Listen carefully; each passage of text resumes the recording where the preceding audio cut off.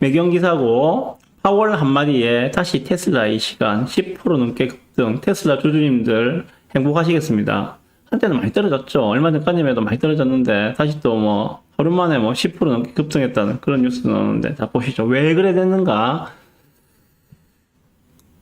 보시면, 자 뉴욕 증시가 파월 연준 의장의 비둘기파 발언에 일제히 상승했다. 특히 테슬라는 10% 넘게 급등했다고 합니다. 아, 파월 의장이 뭘 했기에 이렇게 증시가 급등을 했는지 보실까요?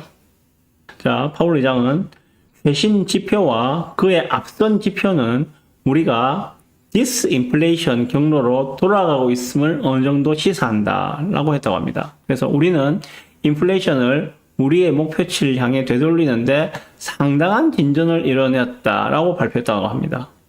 이와 같은 발언들은 최근 물가 지표가 잇따라 둔화 신호를 보이는 데서 시작되었다라고 이야기하고 있고요. 결국 뭡니까? 그럼 결국 뭔가면은 이번에 그 미국이 급격하게 금리를 인상한 이유는 하나였죠. 인플레이션, 급격한 물가 상승을 잡기 위해서 그렇게 급속도로, 사상 최초로 그래가지고 그만큼 급속도로 금리를 인상시켰는데, 이제 보니까는 이 고금리가 지금 미국 같은 경우에 상당히 기준금리 상당히 5.5%잖아요. 좀 오랜 기간 지속되어 왔잖아요. 그죠? 오랜 기간 지속이 되어 왔습니다. 급하게 올리기도 올렸거니와 고정금리 상단 5.5%를 지금 상당히 긴 시간 동안 끌고 왔다는 것들입니다. 그러다 보니까 이렇게 금리가 높아진다는 것들은, 기준금리가 높아진다는 것들은 은행에서의 대출금리도 상당히 높게 형성되어 있겠죠. 그러면 기업의 입장에서는 당연히 높은 이 금리로 돈을 빌려와서 사업을 진행하려면은 비용 부담, 전부 다 비용이 다 증가하는 요인이 되겠죠. 부담이 커질 수밖에 없겠죠. 예.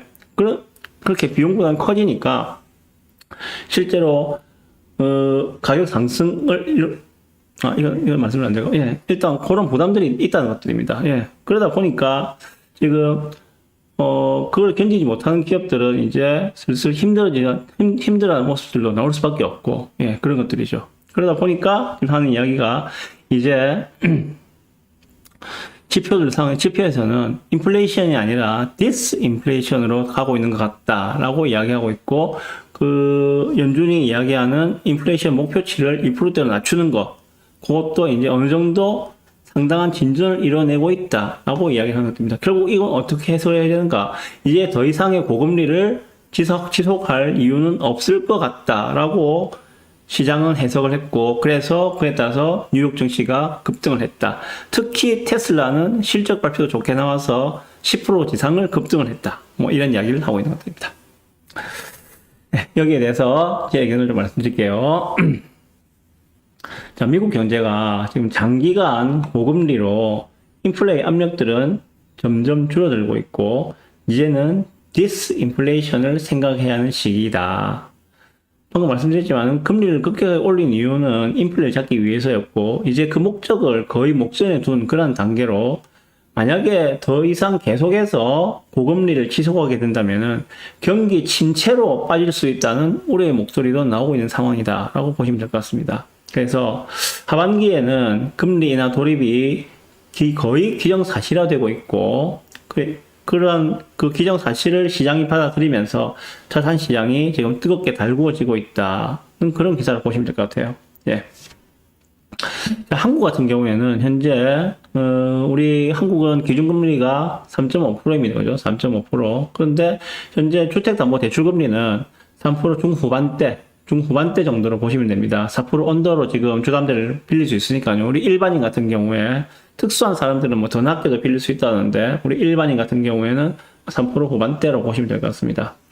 그러면은 현재 한국의 기준금리는 3.5%, 미국의 기준금리 상단은 5.5%. 미국이 예를 들어서 9월 달에 금리 인하를 한다고 했을 때 한국도 재빠르게 같이 금리 인하에 동참하지 않을까라는 생각이 들고요.